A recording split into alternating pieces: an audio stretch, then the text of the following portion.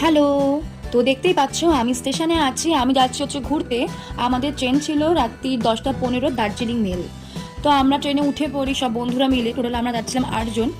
তো উঠে পড়ে আমাদের যা যা ডিনার এনেছিলাম খাওয়া দাওয়া সেগুলো সেরে নিয়ে আমরা সবাই যেতে মতো ঘুমাতে চলে গেছিলাম। তারপরে এই যে ঘুমটা ভাঙতে দিলাম, কি সুন্দর এক অপরূপ দৃশ্য, সূর্যোদয়টা হচ্ছে কি সুন্দর যে লাগছে, ভিডিও না করে পারলাম না।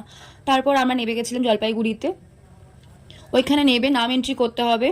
আমাদের যেহেতু হোমস্টে থেকে গাড়ি পাঠিয়েছিল তাই আমাদের কোনো টেনশন ছিল না, কিন্তু তোমরা এখানে শেয়ারে গাড়িও পেয়ে যাবে, কোনো অসুবিধা হবে না।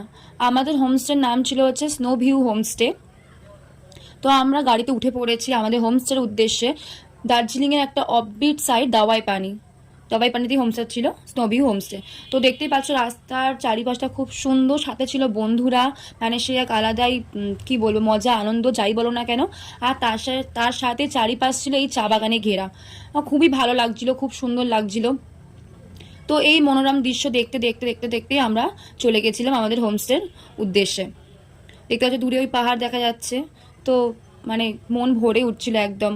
আর ওখানে আবহাওয়াটাও খুব সুন্দর ছিল, খুবই সুন্দর, খুবই ভালো লাগছিল। মানে কলকাতা থেকে যাওয়ার পর ওই আবহাওয়াটা মানে একদম খুব ভালো লাগছিল। তারপর আমরা আমাদের হোমস্টেতে পৌঁছে, এই যে ছিল এটা আমাদের রুম ছিল। তো এখানে দেখতেই পাচ্ছ একটা রুমে 4 জন করে থাকতে পারবে। এই হোমস্টেতে টোটাল 4টে রুম ছিল। আর এদের দেখতে পাচ্ছ এখানে এই যে দুটো আপনার উইন্ডো রয়েছে। ওই উইন্ডোগুলোর মধ্যে কাঁচ দেওয়া উইন্ডো রয়েছে। একদম একদম সকাল সকাল উঠে একদম জানলার পর্দা সরিয়ে তোমরা বাইরের দৃশ্য দেখতে পারবে একদম।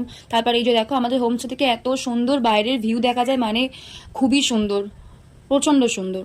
আর তারপর বলে রাখি এই হোমস্টে হচ্ছে একটা রুম 4 জন থাকতে পারবে, 1500 টাকায় 4 বেলা খাওয়া দাওয়া দেবে।